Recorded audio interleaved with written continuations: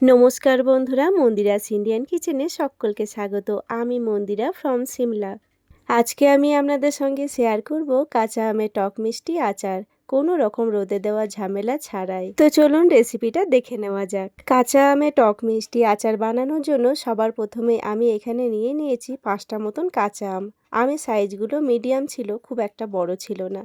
আপনারা আপনাদের হিসাব মতন করে নেবেন। আমগুলোকে ভালো করে ধুয়ে খোসা ছাড়িয়ে মাঝখান থেকে দুভাগ করে নিয়েছি।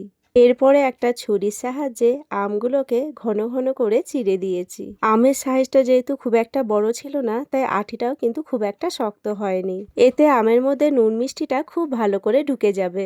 গ্যাসের মধ্যে একটা কড়াই বসিয়ে দিয়েছি, আর কড়াইয়ের মধ্যে সামান্য পরিমাণে সর্ষের তেল দিয়ে দিয়েছি। আপনারা চাইলে কিন্তু সাদা তেলেও রান্নাটা করতে পারেন। তেলটা হালকা গরম হয়ে গেছে, এর মধ্যে দিয়ে দিলাম 1 চামচ মতন 5 ফোড়ন। এই সময় গ্যাসের ফ্লেমটা লোতেই রাখবেন, নইলে ফোড়নটা কিন্তু পুড়ে যাবে। এবার এর মধ্যে দিয়ে দিলাম কেটে রাখা আমগুলোকে দিয়ে ভালো করে নাড়াচাড়া করে নেব।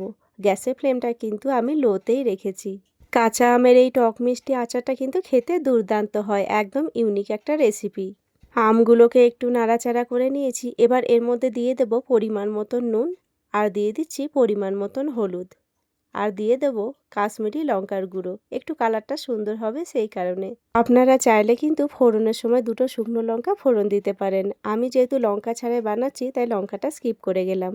নুন, হলুদ, লঙ্কার গুঁড়ো দিয়ে কিছুক্ষণ ধরে নাড়াচাড়া করে নিলাম।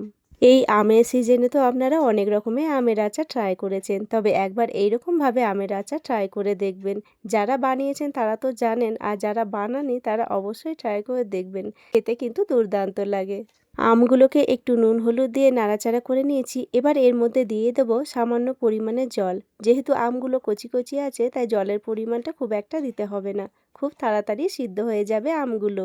এবার এর মধ্যে একটা ঢাকনা দিয়ে 5 মিনিট মতন রান্না করে নেব, তাহলেই কিন্তু আমগুলো খুব ভালো করে সিদ্ধ হয়ে যাবে। আমগুলো আমার এখানে ভালো করে সিদ্ধ হয়ে গেছে। এর থেকে আর বেশি সিদ্ধ করব না, তাহলে কিন্তু আমগুলো পুরোটাই ঘেটে যাবে। আমি আজকের আমের এই টক মিষ্টি আচারটা গুড় আর চিনি মিলিয়ে করব, তাই কিছুটা পরিমাণে আমি এখানে গুড় দিয়ে দিলাম, আর কিছুটা পরিমাণে এখানে চিনি দিয়ে দিলাম। গুড় আর চিনি মিশিয়ে যদি আচারটা বানানো হয়, তাহলে টেস্টটা বেশি ভালো হয়। আপনারা চাইলে কিন্তু শুধু গুড় দিয়েও বানাতে পারেন, কিংবা শুধু চিনি দিয়েও বানাতে পারেন। এবার গুড় আর চিনিটাকে দিয়ে আমটাকে বেশ কিছুক্ষণ ধরে ফুটিয়ে নেব। আমার এই ছোট্ট ছোট্ট ভিডিওগুলো আপনাদের কেমন লাগছে অবশ্যই কমেন্ট করে জানাবেন। ভালো লাগলে লাইক, শেয়ার, সাবস্ক্রাইব করে দেবেন।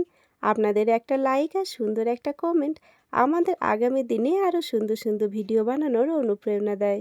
আমটা ফুটতে ফুটতে অনেকটাই গাঢ় হয়ে গেছে, আর কালারটা দেখুন কতটা সুন্দর এসেছে। এবার এই আমের আচারটাকে একটা পাত্রে সার্ভ করে নেব। আমের আচারটা এখন একটু ঝোল ঝোল থাকলেও যখন পুরোপুরি ঠান্ডা হয়ে যাবে, তখন কিন্তু পুরোটাই গাঢ় হয়ে যাবে। তাই একটু ঝোল ঝোল রাখাটাই ভালো। আর তাছাড়া যে কোনো ধরনের আচার বা চাটনি একটু বাসি করে খেতেই কিন্তু বেশি ভালো লাগে। আপনারাও ঝটপট বাড়িতে বানিয়ে ফেলুন, কোনো রকম রোদে দেওয়া ঝামেলা ছাড়াই কাঁচা আমের টক মিষ্টি এত মজাদার একটা আচার। ভিডিওটাও তাহলে এখানেই শেষ করলাম। আমার আজকের ভিডিও আপনাদের কেমন লাগলো অবশ্যই কমেন্ট করে জানাবেন। ভালো লাগলে লাইক, শেয়ার, সাবস্ক্রাইব করে দেবেন। আবারও আসবো নতুন কোনো একটা রেসিপি নিয়ে। ততক্ষণের জন্য সবাই ভালো থাকবেন, সুস্থ থাকবেন। এতক্ষণ পর্যন্ত আমার সঙ্গে থাকার জন্য সকলকে জানাই অসংখ্য ধন্যবাদ।